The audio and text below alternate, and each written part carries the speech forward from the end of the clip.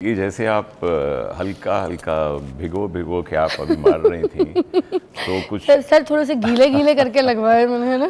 Yes, तो कुछ ऐसा ही हुआ। और आई थिंक कि पूरी कौम ने क्या, पूरी दुनिया ने देखा क्या हुआ।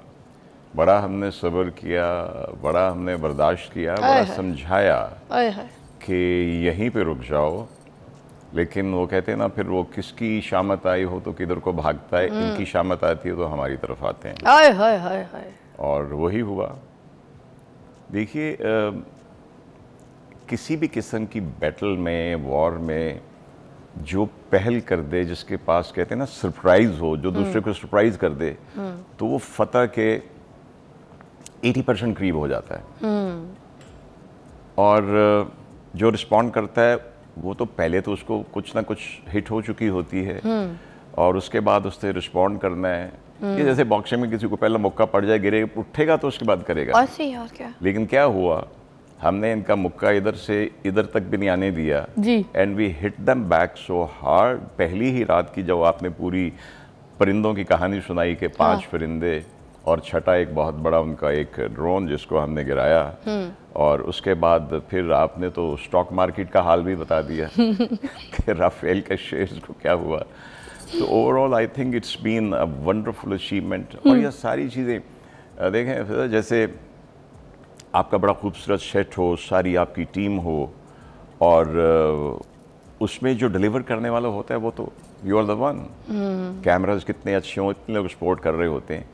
तो आजकल की बैटल भी बिल्कुल इसी तरह हो गई है। वो पुराना हम सुनते थे ना कि डॉग फाइट हुई एक जहाज़ ने दूसरे के साथ, उसमें भी एम आलम को याद कीजिए, सरफराज रफीकी को याद कीजिए। एक एयरफोर्स से हैं, ठीक है ना, हमारे पास क्या ऐसी चीज़ है, हमारे पास ऐसा क्या है कि जो हमारी जो एयरफोर्स है हमेशा भरपूर जवाब देती है। जैसे सपोज आपने दुश्मन के भी 5 जहाज़ माने तो अपना भी नुकसान होता है, ऐसा कहीं नहीं देखा कि नहीं होता, मगर हमने अपना नुकसान भी नहीं होने दिया। मगर हमारे पास क्या ऐसी चीज़ है, कौन सी ऐसी टेक्नोलॉजी, कौन सी हमारे पास ऐसा जज्बा है, मैं मुझे इसके ऊपर ज़रूर बात करें कि हमने इतना सा भी नुकसान नहीं होने दिया और जाए, ये कैसे है, क्या किया? अल्हम्दुलिल्लाह। देखो, सबसे पहली बात तो हम मुसलमान एक ही रब से मांगते हैं।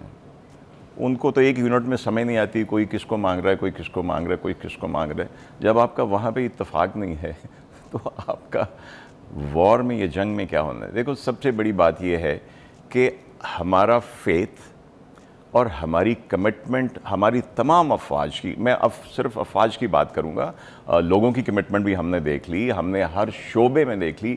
हमने तो इस दफ़ा जो कहते हैं ना भड़का दिया, हमने उनको मीडिया में, सोशल मीडिया में, आप लोगों ने, हमारे वो जो सोशल मीडिया वॉरियर्स हैं उन्होंने, वहाँ से लेके वो जो बड़ा नाम था कि गूगल का CEO भी इंडियन है, फलानी IT हेड भी इंडियन है, फलानी भी, हमने तो साइबर वॉरफेयर में भी खड़का दिया। वाह सर, ये देखें ना, देखा जाए तो हमें तो मार दिया, मैं और आप तो जन्नत में बैठ के शो कर रहे हैं। यस यस, वो फिर से जल रहे होते हैं। आप मुझे ये बताएं, दुनिया में बड़ी जंगें हुई हैं दुनिया में, ये किस तरीके की जंग है जिसमें ना डर था, ना खौफ था, ना दहशत थी, जबकि पाकिस्तान के ख़िलाफ़ इतनी न्यूज़ बन रही थी कि ये हो गया, फलानी ढमकानी हो गया। मगर यहाँ पर तो हम खेल कूद के मैदानों में कूदे हुए थे, गली मोहल्लों में हैं, ठीक है, शुगल मेला लग रहा था, फंक्शंस हो रहे थे, पूरा पूरा गाँव उठकर आ जाता था ड्रोन देखने के लिए, तो फायरिंग देखने के लिए। सर मैं क्योंकि BRB की नहर के पास रहती हूँ, ठीक है, ये लाइव वैसे मैं एड्रेस बताती नहीं होती, BRB की नहर पे ना मिलने आ जाना भाई कोई तुम लोग। तो मैं वैसे ही बता रही हूँ कि मुझे तो वो जो एक तमाशे है ना, वो मैंने तो जश्न सारे देखे हैं। कभी कोई ढोल लेके पहुँच जाता था, कोई देखने पहुँच जाता था, सारी सारी रात वो जैसे एक नहीं होता, बारात आ रही होती है किसी की, वेलकम करने के लिए सौरे तो ये और तो जश्न। हमने तो ऐसे जश्न कर करके उनको शिकस्त दी है, ऐसे मरा है उनकी। वो पहले तो हमारे एयर डिफेंस वाले उनके ड्रोन्स को ढूंढ रहे थे, अब हम खुद उस होंडा 125 वाले को ढूंढ रहे हैं जो ड्रोन लेके भाग गया। आई थिंक जहाँ तक आई एम श्योर डॉक्टर साहब उसके बारे में बताएंगी कि फियर एक नेचुरल चीज़ है, लेकिन उसको ओवरकम कैसे हमारी कौम ने किया। जो अभी आप कह रही हैं कि जब ड्रोन आ रहे थे तो पहले खुद छत पे चाय बना के बैठी भी होती थी बच्ची के फ्रेंच फ्राइज बना के, तो हम कहते थे आओ चलो देखते हैं आज कोई लाइट है शायद कोई, क्योंकि हमारे बारे में तो बकवास ही इतनी की जा रही थी, आपको पता है। yes. अच्छा एक ब्रेक लेंगे, ब्रेक के बाद मैंने आपसे बात करनी है कि हमारे नफ्सियाती हालात क्या थे, ना सदमा था ना ट्रॉमा था, तो ऐसे कैसे हम इतने खुशी से पागल हो गए कि हम तो भाई जश्न मना रहे थे और हम शिकस्त पे शिकस्त दे रहे थे, हमारा कोई टके का नुकसान नहीं हुआ। ओके जी, अब हम बात करेंगे राफिया जी से, और राफिया जी साइकोलॉजिस्ट भी हैं, तो ये हमें बताएंगी साइकोलॉजी के हिसाब से कि किस तरीके से इम्पैक्ट हो रहा था। जो लोग सुन रहे थे ये ड्रोन्स के बारे में, जंग के बारे में, हम समेत छोटे छोटे बच्चे जो सुन रहे थे, वो उनके ऊपर क्या जहनी इम्पैक्ट हो रहा था, तो प्लीज़ ज़रा बताइएगा। हाँ जी फिज़ा, पहले तो सारी मुल्क को बहुत मुबारकबाद। मेरा ख्याल में आज पहला वर्किंग डे है, उसके बाद हम लोगों की तो वर्किंग चलती रही थी। उसी तरह मैं कहती हूँ कि कोरोना का ज़्यादा फेयर था। इस कौम इतनी रेजिलिएंट कौम है, इतनी बहादुर कौम है कि इनको कहते हैं ना कि थोड़ा सा भी नहीं, हमने बड़ा सोचा एज ए साइकोलॉजिस्ट कि लोग फेयरफुल होंगे, लोग घबराएंगे, लेकिन आप यकीन करें कि आजकल मैं प्रेसिडेंट भी हूँ पाकिस्तान साइकोलॉजिकल एसोसिएशन की। हमने जल्दी से एक क्वेश्चनर डेवलप किया टू फाइंड आउट कि लोग फेयरफुल तो नहीं है, कंफ्यूज तो नहीं है। तो आप देखें कि ज़्यादातर लोगों ने जो रिस्पांस दी वो थी या तो वो बिल्कुल नहीं थे या वो बहुत माइल्ड लेवल पे थे, क्योंकि बिकॉज कंसिडरिंग जो भी हमारा लोग जो पोस्ट कर रहे थे, पुरानी पोस्ट कर रहे थे, वो थोड़ा सा एक एलिमेंट था जो लोगों को थोड़ा सा कंफ्यूज कर रहा था। लेकिन ओवरऑल जो फेयर था वो वॉर का बिल्कुल नहीं था।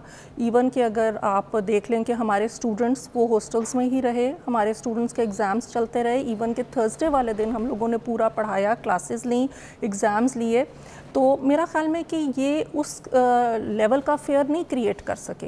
ये फेयर क्रिएट करना चाह रहे थे अपने सोशल मीडिया के। अब जैसे ये लोग हमारी इबादत गाहों को अटैक करने की कोशिश कर रहे थे, उन पे ज़्यादा इनकी टारगेट थी, मगर उसके बावजूद आपने नोटिस किया होगा कि हमारी इबादत गाहें जो हैं वो ज़्यादा भर जाती थी। सुबह सुबह फजर के टाइम पे, मतलब मेरी तो फैमिली के जितने भी लोग गए फजर पे नमाज़ पढ़ने के लिए, उन्होंने कहा मस्जिदें और भरी हुई, सारी मसाजिद और रश लग गया वहाँ पे। मस्जिदें बिल्कुल खाली नहीं हुई, मस्जिदों में लोग गए। बिकॉज देखें, एक चीज़ होती है स्ट्रेसर, जब हम नफ्सियात की ज़बान में कहते हैं ना अनकंट्रोलेबल हो, एक आम बंदे के कंट्रोल में नहीं था। मैं जाके तो नहीं कुछ कर सकती थी, लेकिन फिर लोग religious coping is one of the best forms of coping. तो वो रिलीजियस कोपिंग और ह्यूमरस कोपिंग, हम तो बहुत दिनों से हमसे लोग पूछ रहे थे कि जी ये जो मीम्स बन रही हैं, ये जो कॉन्फ्लिक्ट की सिचुएशन है, व्हाट इज़ दिस साइकोलॉजी। तो मैंने कहा कि this is a humorous form of coping. और अच्छी बात है कि लोग इस चीज़ को बड़ी डाइल्यूटेड फॉर्म में, बड़ी इजीली और बिल्कुल एंजाइटी प्रोन नहीं थी और इतने मजे की। राफी जी सुबह उठते थे, अजीब किस्म की मीम्स देखने को मिलती थी। फनी, ये हो गया, पाकिस्तान का वो कर दिया, पाकिस्तान पे वहां अटैक कर दिया, पाकिस्तान तबाह हो गया, उसके मेन टारगेट को एयरपोर्ट उड़ा दिया। भाई केड़ा उड़ा दिया?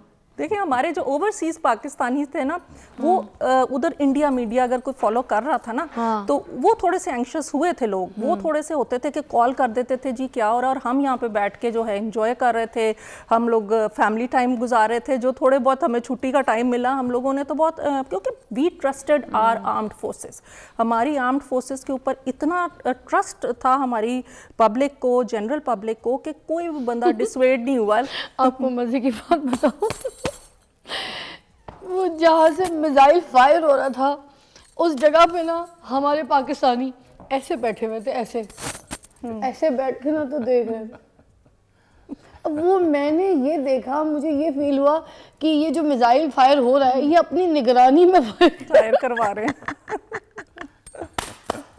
नहीं, देखिए, the attitude of the general public was really very resilient. बहुत अच्छा। मैं कहती हूँ पूरी कौम ने इतनी हिम्मत, कोरोना से फिर कुछ डर गए होंगे, वैसे उससे भी नहीं डरे थे इतना, सच पूछें इससे तो बिल्कुल ही कोई खौफ नहीं था। और छोटे बच्चों में थोड़ा सा हमने देखा कि जो जिनके घरों में बहुत ज़्यादा टेलीविज़न चल रहा था ना, बिकॉज के जब ये देखते थे कि ड्रोन्स और ये चीज़ें बच्चों के लिए नहीं थी, तो बच्चों में थोड़ा सा फेयर क्रिएट हुआ। तो हमने कहा पेरेंट्स को कि प्लीज़ आप लोग जो फॉलो कर रहे हैं मीडिया, वो आप बच्चों के सामने ना फॉलो करें। और बच्चों में थोड़े से बच्चे आए भी काउंसलिंग के लिए, तो हमने उनको यही कहा कि इट्स अ कॉन्फ्लिक्ट सिचुएशन, ऐसी होती है और ये कोई इस तरह की चीज़ नहीं है और आप इतना घबराए नहीं। उनके लिए ना वॉर की कंसेप्चुअल डेफिनेशन नहीं थी उनके माइंड में, तो वो डर गए थे इस चीज़ से। असल में कुछ बच्चों ने ये भी ले लिया था ना, फ़लस्तीन वाला जो वाक़या है, थोड़ा सा सोशल मीडिया पे उन्होंने देखा भी है, तो फिर बच्चे थोड़ा सा रेलेवेंट भी कर रहे थे। अच्छा, एक ब्रेक लेंगे, ब्रेक के बाद जब हम दोबारा वापस आएंगे तो फिर कंटिन्यू करेंगे।